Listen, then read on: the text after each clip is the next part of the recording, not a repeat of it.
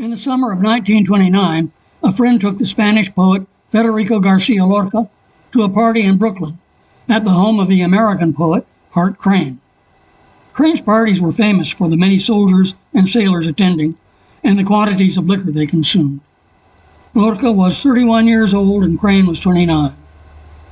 They both had recently achieved modest literary fame with well-received books of poetry. Lorca's was Romancero Gitano, ballads in the style of the gypsies of his hometown, Granada. Crane's was White Buildings, about hectic New York. Later, they both became very famous and the subject of studies and biographies. Lorca's life, including his love life, has been very documented. Pablo Ignacio de Dalmases wrote a tell-all bio, Federico's Boyfriends. Ian Gibson did a scholarly tome of 621 pages called Lorca and the Gay World, and that is where you can find out about the party at Hart Crane's. First, some backstory. Lorca belonged to the Spanish avant-garde group called the Generation of 27. It was organized in late 1927 with a conference for a group of promising young writers and artists. Many of them went on to become famous. Here is the assembly of the talented young people. Lorca is standing in the back, second from left. Seated at the table in the center, in the light-colored suit, is another poet, Luis Cernuda. As a young man, Luis Cernuda was gay and confused about it. In college, he found an understanding professor who lent him a copy of André Gide's Corydon, and Corydon helped Cernuda resolve his internal conflicts about his sexuality. Lorca's path was more complicated. He was always developing crushes on straight men, who then went and married women. One of them was the painter Salvador Dali, also a member of the Generation of 27. Here are the two of them pretending to fly in a hot air balloon. That's Dali on the left, Lorca on the right. Here is a picture Lorca drew of Saint Sebastian, the gay patron saint, tied to a tree and pierced with arrows. And here is a photo of Lorca as another Saint Sebastian, enhanced with halo and pedestal. Lorca did these enhancements and sent it to Dali. In the speech balloon, Lorca is saying, "Hello, boys, here I am." Lorca was unhappy and needed a change. So he left sleepy old Granada to have a look at dynamic, modern New York. This is his passport.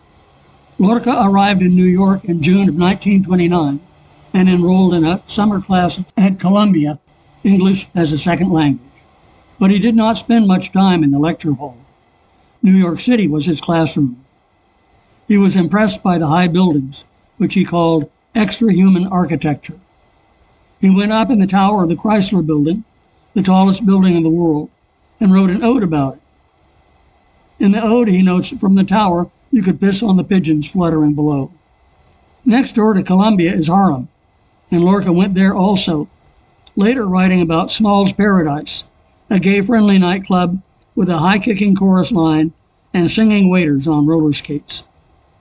In October, he went downtown to Wall Street to witness the events of Black Tuesday.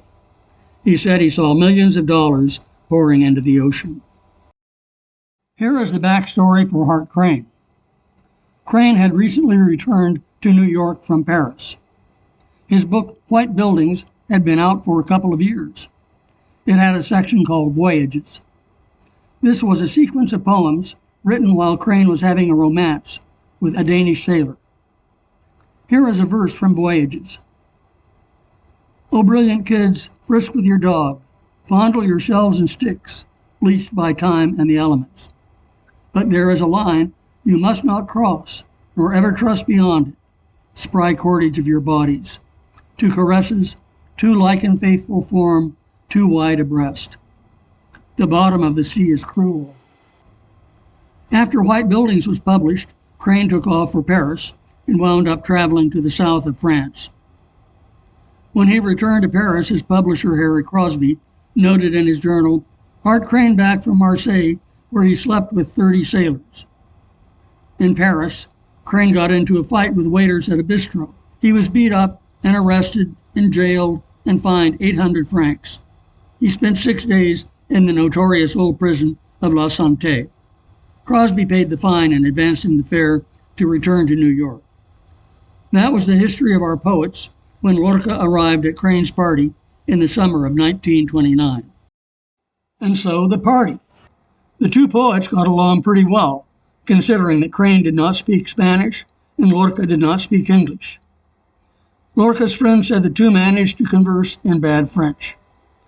The friend noticed that there were a number of sailors at the party, and he decided to discreetly withdraw. As he departed, he cast a glance back and saw both Crane and Lorca no longer conversing in bad French, and each surrounded by a group of sailors. That's all we are told. I am sorry I can't say how the party ended, but to give us an idea, we have some of Lorca's sailor drawings. These swabbies are the crew of the good ship Amor. Lorca's sailors represent one side of a duality. This duality was expressed in American gay slang of the 1920s as antis and trade. This was a fantasy, and often enough the reality, of casual hookups between broke and horny working class men, the trade, and their admirers, the antis. The Spanish for anti was marica. The idea was that maricas were established in life and inclined to be generous. Trade was young and beautiful. This relationship could be complicated, but it was the maricas who were exposed to stigma and shame. As long as he was in New York and working on his English, Lorca took the opportunity to brush up on the greatest New York poet. So he wrote an ode to Walt Whitman. Now, as I am sure you know, much of Whitman's verse is intensely homoerotic, with lines like these. The one I love most lay sleeping by me under the same cover in the cool night. In the stillness, in the autumn moonbeams, his face was inclined toward me, and his arm lay lightly around my breast, and that night I was happy. Whitman is very direct about physical and emotional connection between men, but what you do not find in Whitman is any hint of the marica and sailor arrangement. It is all the manly love of comrades. This appealed to Lorca, and he addresses Whitman as beautiful old Walt Whitman with a beard full of butterflies. But as he warms to the topic, the ode turns into an angry denunciation of maricas and a catalogue of slurs. Yes, against you, maricas of the cities, of the swollen flesh and unclean thought, mothers of filth, harpies, unsleeping enemies of the love that bestows garlands of joy. Against you always who give young men filthy drops of death with bitter poison.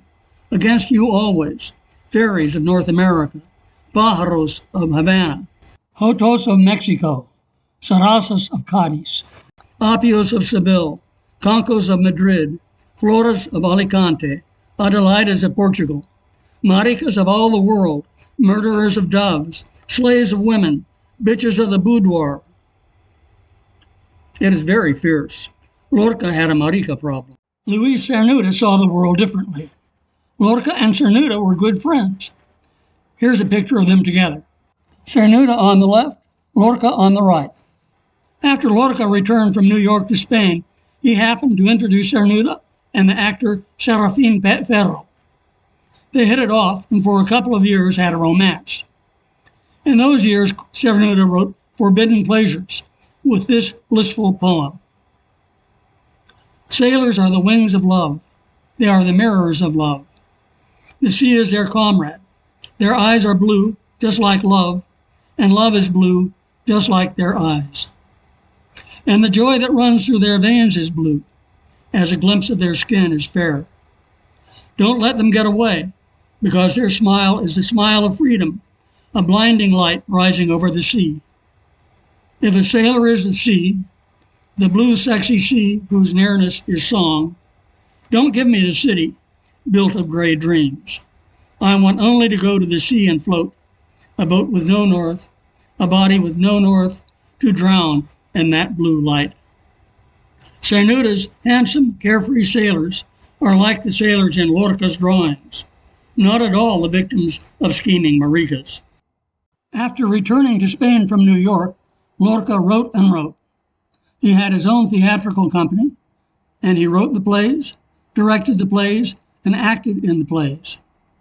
They are classics of the Spanish stage, exploring themes of conventional morality and justice and freedom. He became an international celebrity. Here he is, a handsome sailor at a costume party in Buenos Aires in 1933. Here he is with some more faux sailors. That's Pablo Neruda, the Chilean poet, with his arm around Lorca's shoulders. Most of the poetry he wrote during his year in New York was unpublished, but in 1934 he allowed the Ode to Walt Whitman to be published in Mexico in a run of only 50 copies, so as not to attract attention in Spain. After the one meeting at Crane's party, there is no record that Lorca and Hart Crane stayed in touch. Crane lived in Brooklyn working on The Bridge, his long poem about the Brooklyn Bridge. It was published in 1930 and got bad reviews. In 1932, he boarded the Orizaba, a decommissioned troop transport sailing from Havana to New York. Out at sea, one of the sailors beat him up. Just before noon, Crane appeared on deck, drunk, and exclaimed, "Goodbye, everybody," and jumped overboard. As he said in Voyages, the bottom of the sea is cruel. His body was never recovered. Marsden Hartley painted a memorial to Crane entitled 8 Bells Folly. The 8 bells meaning noon, the end of the morning watch. Notice the shark lower left. In April of 1936, the generation of 27 gathered for a dinner honoring Luis Cernuda. That's Cernuda at the head of the table. Lorca is standing in the back, second from the left. At that time, the Spanish Second Republic was 5 years old, but shaky. There were street brawls and political assassinations and rising discontent in the military. This is Lorca in Madrid about this time, the last photo ever taken of him. Colombia and Mexico both offered asylum, but Lorca hesitated, and instead he traveled to his hometown, Granada. The nationalist forces rebelled in July of 1936, and on August 19, Lorca was arrested. He was never seen again. Cernuda was in Republican territory, which was still safe. As it became clear that Lorca would not return, Cernuda wrote an elegy with the title, "To a Dead Poet." It begins, "Just as we never see a bright flower bloom from a rock, so a fresh and lovely life of beauty does not shine bright among a people harsh and hard. That's why they killed you, because you were the green in our desert and the light in our darkness." The Ministry of Education objected to one stanza of Cernuda's elegy, and it was suppressed. This is the stanza. "How sad to be born with a brilliant gift, here where the miserable people know only insult and mockery toward anyone who makes their dull words flash with an ancient magic fire." The objection was to the part about insult and mockery, which the Ministry of Education knew was a reference to Lorca's sexuality. After the Nationalists won, the regime placed a general ban on Lorca's work. It could not be published or performed. In 1953, this was relaxed and a set of Lorca's complete works was published, but it was not really complete because it was censored. During those years, many of his unpublished manuscripts were destroyed. A few letters survive with a note at the bottom, "Destroy after reading," and you have to suppose that most such letters were in fact destroyed. Poet in New York, including his Ode to Walt Whitman, was published in Mexico and New York in 1940. This is the kind of manuscript the editors had to work with. Lorca wrote a surrealist play, El Público, dealing frankly with gay sexuality, but the finished copy disappeared. However, an early draft with one act missing was found, and it was published in 1976, 40 years after his death. It got its first full performance in 1986 in Milan. Its Spanish premiere was in 1987. You can find several performances of El Público on YouTube.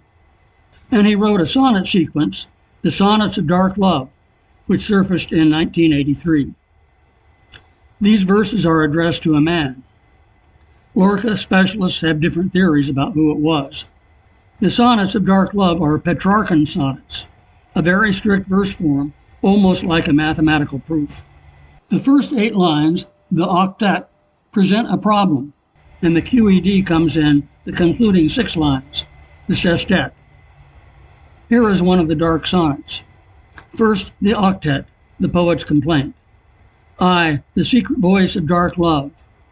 I, the shorn lamb's bleeding. I, the wound. I, the sharp point, the wilted camellia. I, the tides running dry, the city walls fallen. I, the hard shape of the vast night, the mountain lifting its pain to the sky. I, a dog in the heart, the fugitive voice, the measureless silence, the fading lily. And then the sestet with the resolution. Away with you, warm voice frozen. Don't try to escape me in the brambles where flesh and heaven grown without fruit. My head is hard ivory, let it be. Take pity on me, break my sadness, for I am love, I am nature. The problem to be solved is that the poet can't express his love. It speaks of the secret voice, the hunted voice, the frozen voice, and our inarticulate sounds of bleeding, groaning, measureless silence. And the resolution is, I am love, I am nature. And now to end with one more sailor. This drawing is from a letter Lorca wrote to the Cuban diplomat and writer Jose Maria Chacón y Calvo. It is preserved in the archives of the University of Miami. The caption at the bottom says, this sad sailor smokes his pipe and remembers. His thoughts wander for a moment as he gazes into the deep waters. How calm the sea is without sails, and at the same time, how lively are his memories. How cluttered the sea is with dark roses and dead fishes, and how real and how true.